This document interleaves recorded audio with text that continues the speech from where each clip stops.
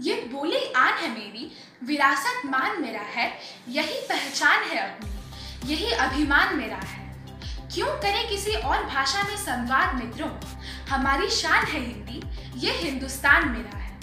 हरिओम।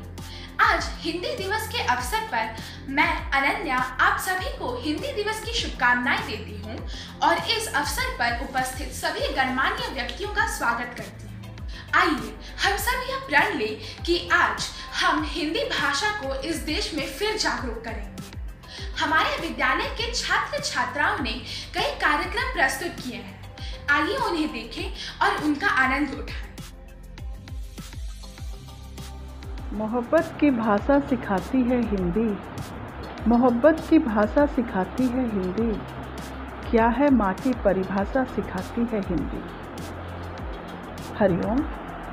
आज के इस हिंदी दिवस पर आप सभी को हार्दिक अभिनंदन और बहुत बहुत शुभकामनाएं। जैसा कि आप सभी जानते हैं कि भारत में हिंदी दिवस 14 सितंबर को हर साल मनाया जाता है। दुनिया में हिंदी भाषा तीसरी सबसे अधिक बोली जानी भाषाओं में से एक है। जैसा कि आप सभी जानते हैं कि भारत में विभिन्न भाषाएं बोली जाती है, लेकिन सबसे ज़्यादा हिंदी भाषा पढ़ी लिखी व बोली जाती है। हिंदी हमारी दिल की भाषा है, जो कश्मीर से लेकर कन्याकुमारी, संसद से लेकर सड़कों और साहित्य से लेकर सिनेमा तक हर जगह संवाद का सबसे बड़ा पुल बनकर सामने आती है। 14 सितंबर 1953 ईस्वी को पहली बार हिंदी दिवस मनाया गया। इस वर्ष हम 69वां हिंदी दिवस मना रहे हैं। भारत दुनिया की सबसे विविध देशों में से एक है, जिसमें कई धर्म, रीति रिवाज, परंपराएं, व्यंजन, भाषाएं सम्मिलित है। हिंदी भारत की सब प्रमुख भाषाओं में से एक है। इसे देश के 70% लोग बोलते हैं। हिंदी महज भाषा ही नहीं, यह हमारे संवेदना और संस्कार का प्रतीक है। यह भावनाओं का उमड़ता हुआ सैलाब है। हिंदी हमारी अपनी भाषा है। एक राष्ट्रभाषा जिन गुणों की मांग करती है, वे समस्त गुण इसमें विद्यमान है। हिंदी भाषा के प्राचीन काल से ही पर्याप्त मात्रा में साहित्य की रचना हुई है और वर्तमान काल में भी प्रचुर मात्रा में साहित्य की रचनाएं हो रही हैं।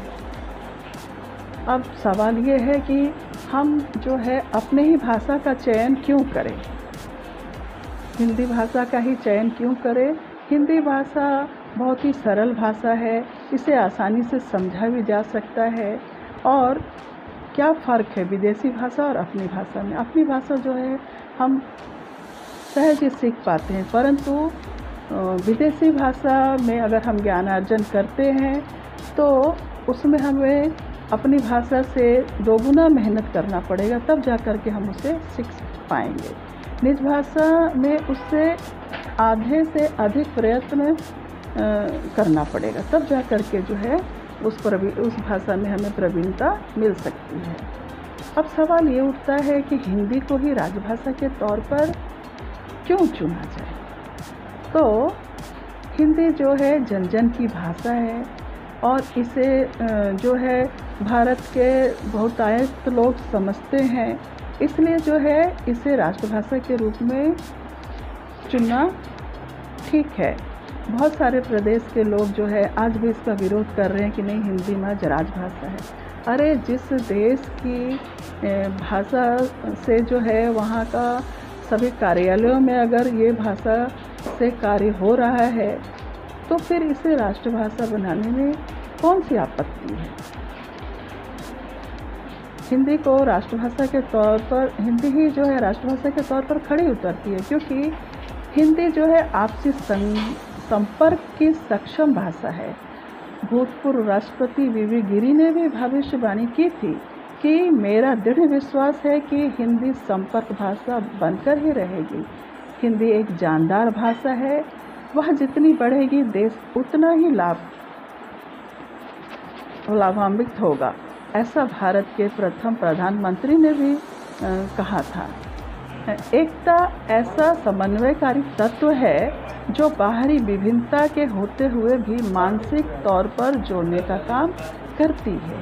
राष्ट्रभाषा का शाब्दिक अर्थ क्या है? चलिए मैं आपको बताती हूँ कि राष्ट्रभाषा का शाब्दिक अर्थ है समस्त राष्ट्र में प्रयुक्त भाषा, अर्थात अपनापन की भाषा। जो भाषा समस्त राष्ट्र में जन जन के विचार विनिमय का माध्यम हो, ऐसी भाषा राष्ट्रभाषा देश की संपर्क की भाषा होती है। हिंदी दीर्घ काल से सारे देश में जन जन के पारंपरिक संपर्क की भाषा रही है। यह केवल उत्तरी भारत में ही नहीं बोली जाती है, बल्कि दक्षिण भारत के आचार्य, पुराने ज़माने के आचार्य, सदियों से आचार्य लोग जो है इस भाषा का प्रयोग करते आए हैं। जैसे कि उदाहरण के तौर पर मैं कह सकती हूँ वल्लभाचार्य, रामानुज, रामानंद आदि ने भी इसी भाषा के माध्यम से अपने मतों का प्रचार किया।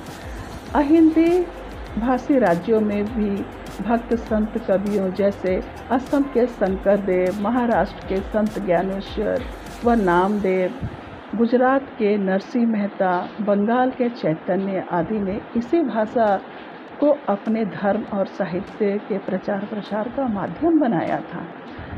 तो भारत में अनेक भाषाओं के होते हुए भी हिंदी का अपना एक अलग महत्व है। इसका मूल कारण यह है कि भारत की आत्मा में यह बसी हुई है, जो हर प्रदेश में जानी पहचानी जाती है। विविधता में एकता भारत जैसे बहुमुखी, बहुपंथी और बहुरंगी देश की सबसे बड़ी शक्ति रही है। इस शक्ति का स्रोत हिंदी भाषा को ही है। समूचे राष्ट्र को एकता के सूत्र में पिरोकर ऐसा स्रोत बनाने का सौभाग्य हिंदी को ही रहा है। हिंदी नाना प्रकार की विद्याओं, कलाओं और संस्कृतियों की त्रिवेणी है। हिंदी में पुरातन भारतीय परंपराओं की अभिव्यक्ति के साथ ही साथ आधुनिक आवश्यकताओं की भी पूर्ति करने की अपूर्व क्षमता है। आज दुनिया में 50 से अधिक देश ऐसे हैं जहां लोग भारत को समझने के लिए हिंदी को समझना आवश्यक मानते हैं। आज दुनिया में हर जगह हिंदी के लिए आदर और अपनापन है। राष्ट्रीय मर्यादा के रूप में हिंदी को अपनाना ही राष्ट्रीय धर्म है। राष्ट्रीय भावना का संबंध राष्ट्रीय एकता से होता है और राष्ट्रीय एकता से राष्ट्र की उन्नति होती है। हिंदी राष्ट्रवाणी है जो संपूर्ण राष्ट्र को प्यारी है। हिंदी संपूर्ण राष्ट्र को प्यारी है। हिंदी की मिठास अवर्णनीय है। तभी तो कबीरदास जी ने लिखा है, ऐसी बानी बोलिए मन का आपा खोए, ऐसी बानी बोलिए मन का आपा खोए, औरन को शीतल करे आपो शीतल होए। उनके अनुसार हिंदी में सभी गुण विद्यमान हैं। तो आइए बच्चों, आज हिंदी दिवस के अवसर पर हम सभी मिलकर यह संकल्प करें कि हम जो है अधिक से अधिक अपनी भाषा का प्रयोग करें। इतना कहकर मैं विराम लेती हूँ। धन्यवाद।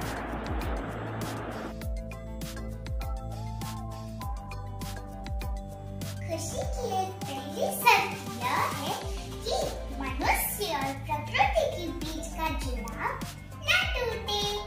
हरिओम। जन्नत अपने साथियों के साथ एक सुंदर कविता हिंदी दिवस के लिए गाना चाहती है। चिड़िया चू चू करती है, तोते ताली बजाते हैं, ये सब मेरे साथी है, मिलकर शोर मचाएंगे। हिंदी है मेरी आन, हिंदी है मेरी शान। हिंदी दिवस सब मिलके मनाएंगे। भालू भी आएंगे, कालू भी आएंगे। आओ हट जाओ सब रास्ते से, जंगल के राजा गाएंगे। हिंदी है पहचान, हिंदी है स्वाभिमान। ये कितने सुंदर, ये कितने प्यारे, ऐसे नहीं क्यों सुंदर, ये कितने प्यारे, ऐसे नहीं क्यों इंसान सारे, आओ सब मिलके मनाएंगे। हिंदी है सम्मान, हिंदी है बलिदान, सैनिकों सब कहते हैं सीता, हे राम हाथी रावण है चीता। सैनिकों सब कहते हैं सीता, हे राम हाथी रावण है चीता, आओ सब मिलके मनाएंगे हिंदी दिवस इन सब लोगों को लेके। करो हिंदी का मान, तभी बढ़ेगी देश की शान। आओ सब मिलके गाएं, हिंदी है मेरी आन, हिंदी है मेरी शान।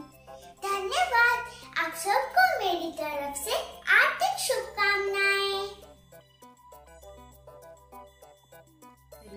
माननीय प्रधान अध्यापिका जी, आदरणीय शिक्षकगण और मेरे प्रिय सहपाठियों, आज हिंदी दिवस के उपलक्ष्य पर मैं अपने विचार व्यक्त करना चाहती हूँ। भारत दुनिया का सबसे विविध संस्कृतियों वाला देश है। धर्म, परंपराओं और भाषाओं में इसकी विविधता के साथ लोग एकता में विश्वास रखते हैं। भारत में बहुत सी भाषाएं बोली जाती हैं। भारत में प्रमुख 22 भाषाएं हैं। भारत में कुल मिलाकर 121 भाषाएं एवं 270 मातृभाषाएं हैं, मगर इनमें से हिंदी हमारी राष्ट्रभाषा है। प्रत्येक वर्ष 14 सितंबर को हिंदी दिवस मनाया जाता है। अंग्रेजी भाषा के बढ़ते चलन और हिंदी के अनदेखी को रोकने के लिए देश भर में हिंदी दिवस मनाया जाता है। आजादी मिलने के 2 वर्ष बाद 14 सितंबर 1949 को संविधान सभा में एक मत से हिंदी को राजभाषा घोषित किया गया। 14 सितंबर 1949 को हिंदी के पुरोधा व्योहर राजेंद्र सिन्हा का 50वां जन्मदिन था, जिन्होंने हिंदी भाषा को राष्ट्रभाषा बनाने में बहुत लंबा संघर्ष किया था। हिंदी एक इंडो आर्यन भाषा है, जिसे देवनागरी लिपि में भारत की आधिकारिक भाषाओं में से एक के रूप में लिखा गया है। हिंदी को अपनाने वाला पहला राज्य बिहार था। हिंदी दिवस पूरे भारत में बहुत उत्साह और सम्मान के साथ मनाया जाता है।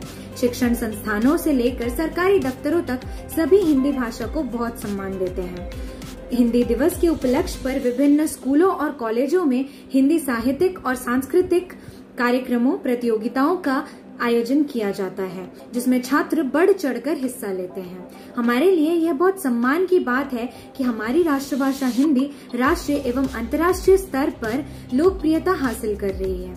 200 वर्ष पहले अंग्रेज हमारे ऊपर राज करते थे, और हमारे हिंदी भाषा एवं अन्य भारतीय भाषाओं की बढ़ोतरी नहीं होने देते थे। परंतु आज आजादी के इतने वर्षों बाद भी कुछ भारतवासी ऐसे हैं जो अपनी राष्ट्रभाषा हिंदी से ज्यादा पश्चिमी भाषाओं को मोल देते हैं। पश्चिमी भाषाएं जानना व सीखना बुरा नहीं है, परंतु अपनी भाषा को भूलकर पश्चिमी भाषाओं को मोल देना उचित नहीं है। आजकल के कुछ युवा तो हिंदी भाषा बोलने को ही शर्माते हैं। उन्हें अपनी भाषा बोलने को शर्म आती है। वह अपनी भाषा को छोड़कर अंग्रेजी या कोई पश्चिमी भाषा में बोलना पसंद करते हैं। युवाओं के बीच तो हिंदी जैसे गुम होती जा रही है। आज के युवक मानते हैं कि हिंदी हमारी राष्ट्रभाषा है और जानते हैं कि हमें इसी का इस्तेमाल करना चाहिए, परंतु वह यह मानते हैं कि अच्छे करियर या अच्छी नौकरी के लिए अंग्रेजी में बोलना जरूरी है। हिंदी भाषा का महत्व समाप्त होता जा रहा है। दूसरी तरफ कुछ भारतीय ऐसे भी हैं जो आज भी हिंदी और भारतीय संस्कृति को बनाए रखने में गर्व महसूस करते हैं।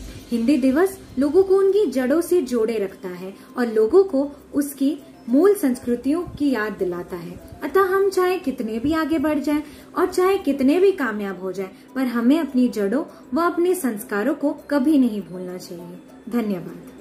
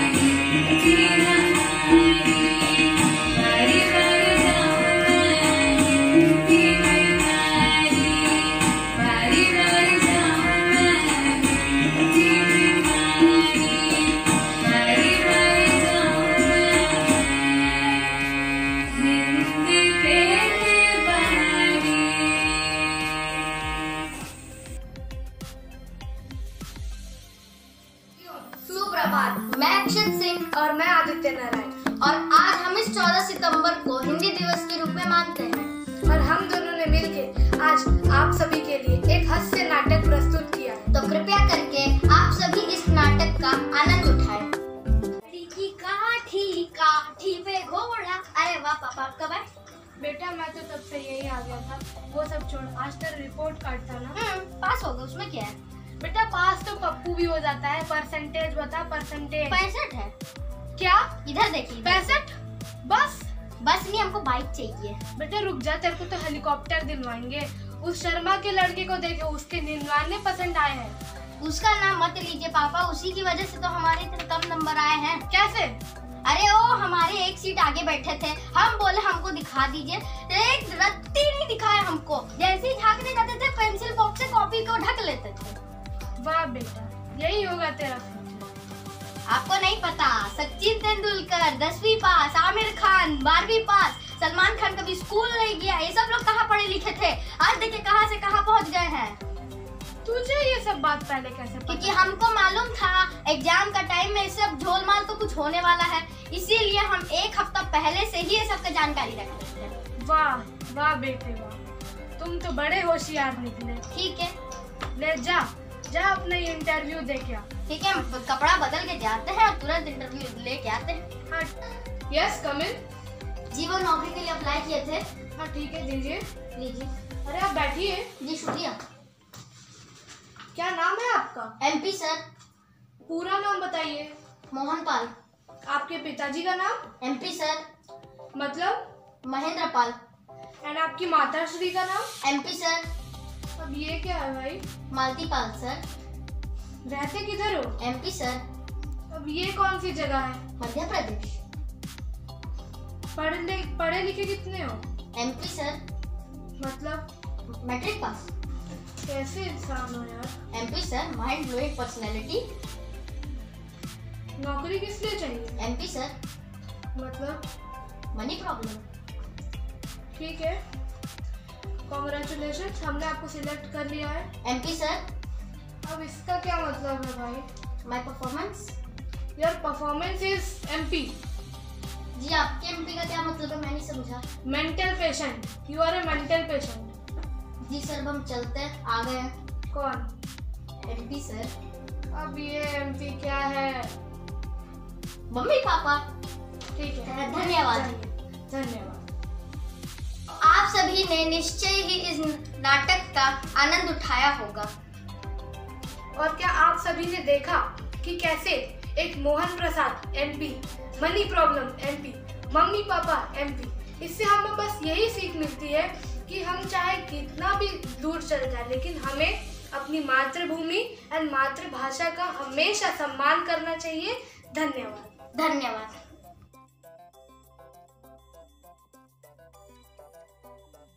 हरिओम, मैं आदर्श राय कक्षा 10वीं A का छात्र आज आप लोगों के समक्ष प्रसिद्ध कहानीकार एवं लेखक यशपाल जी की एक कहानी सुनाने जा रहा हूँ। मेरी कहानी का शीर्षक है समय। समय कहानी की कथा वस्तु एक ऐसे व्यक्ति पापा से जुड़ा है जो अभी कुछ दिनों के पश्चात ही अपनी नौकरी से अवकाश प्राप्त करने वाले हैं। उनका विचार है कि नौकरी से अवकाश प्राप्त करने के बाद जीवन काफी आनंदमय एवं आरामदायक हो जाता है। आदर्श पालन एवं मजबूरी से भी मुक्ति मिल जाती है, परंतु उनकी समझ में यह नहीं आता कि सेवानिवृत्त होने के पश्चात भी लोग निरुत्साहित क्यों हो जाते हैं। कहानी के नायक पापा को बुढ़ापा एवं बूढ़ों से विरक्ति है, अतः अपने लिए वह स्वयं चिंतित रहते हैं कि उनके व्यवहार और वेशभूषा को देखकर उन्हें कोई बूढ़ा न कह दे। यही कारण था कि वह हमेशा अपनी पत्नी को साथ लेकर बाजार जाते एवं अपनी छड़ी को कभी भी बाजार जाते समय हाथ नहीं लगाया करते थे। पत्नी के ना होने पर वह किसी न किसी बच्चे के साथ ही बाजार जाया करते थे, लेकिन यह स्थिति ज्यादा दिन तक रह न सकी। समय के प्रभाव ने उन्हें वृद्धावस्था स्वीकार करने के लिए मजबूर कर दिया। जब वह बच्चों के मुख से सुनते हैं कि बूढ़ों के साथ बाजार जाकर कौन बोर होगा, तब उन्हें अपनी स्थिति का बोध होता है। बच्चों को बाजार ले जाने का यही कारण था कि उनकी आंखों की रोशनी बहुत कम हो गई थी एवं उन्हें चलने फिरने में भी काफी कठिनाइयों का सामना करना पड़ता था। परंतु अब बच्चे बड़े हो गए थे, अब उन्हें बूढ़े पापा के साथ बाजार जाना बिल्कुल अच्छा नहीं लगता था। अंत में समय द्वारा पराजित पापा छड़ी का सहारा लेकर बाजार जाना स्वीकार कर लेते हैं। इस कहानी के माध्यम से लेखक ने हमें यह बताने का प्रयास किया है कि समय के आगे किसी का अधिकार नहीं होता है। धन्यवाद।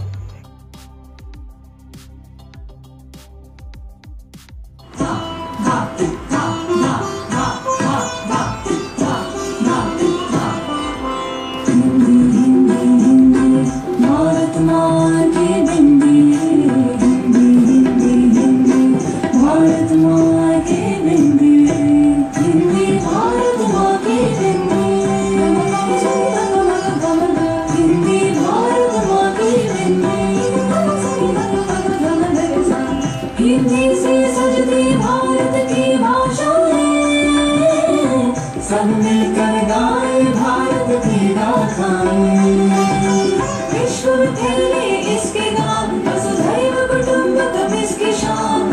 हिंदी ही अपनाएं हम, भारत का भार उठाएं हम, हिंदी भारत माँ की बिंदी, हिंदी भारत माँ की बिंदी, भारत माँ की बिंदी।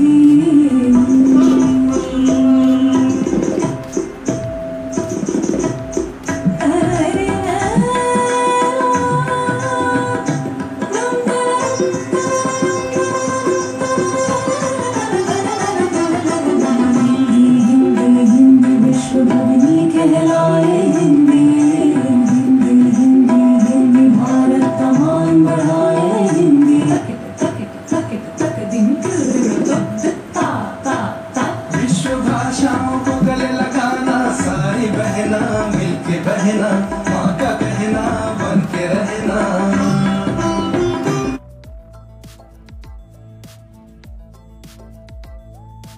और सुप्रभात। आज हिंदी दिवस के अवसर पर मैं, सिद्धांत और संचिता मुहावरों की अंताक्षरी खेलने जा रहे हैं। शुरू करते हैं। हाँ, तो देर किस बात की, चलो शुरू करते हैं।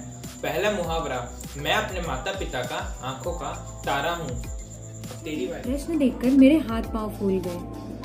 सभी धर्मों को एक आंख से देखता हूँ। सिद्धांत, अब तेरी बात। मेरे दोस्त मेरे पीछे हाथ धोकर पड़ गए हैं। चाचा जी ने आकर सारा पिकनिक का प्लान गुड़ गोबर कर दिया। मैं उसे दो टूक बात कह दी कि मुझे परेशान ना करे। सिद्धांत, मैंने एक चोर को रंगे हाथ पकड़ा दिया। अब तेरी बारी। बहुत दौड़ धूप करके सफलता प्राप्त की है।